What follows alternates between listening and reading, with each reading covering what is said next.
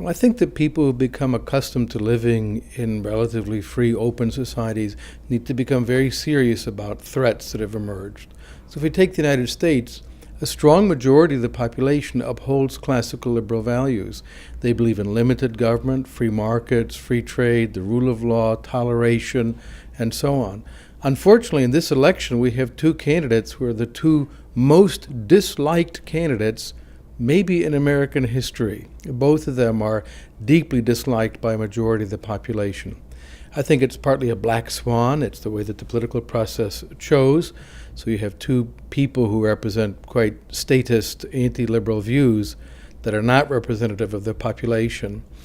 That's a question that needs to be addressed politically. But intellectually, there is a challenge from authoritarian populism. And that has two dimensions that need to be addressed. The first is that there's a trigger for authoritarianism, perception of external threat, and I think the refugee crisis in Europe certainly provides that. I do not think it was handled very well by Mrs. Merkel. It was gone into without enough thought. And then second is the notion of internal threat or threat to one's identity. And that is a question that needs to be addressed as well. Those have triggered an authoritarian response. But the other element is the intellectual leadership of those populist movements.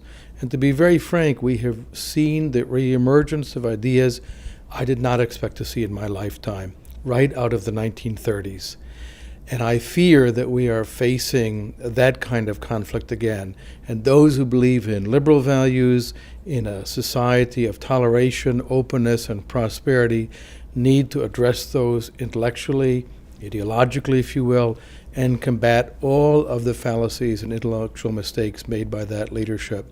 So we have our work cut out for us. People like me who uphold classical liberal values need to work harder and smarter because we want to avoid a replay of the 1930s or 1940s.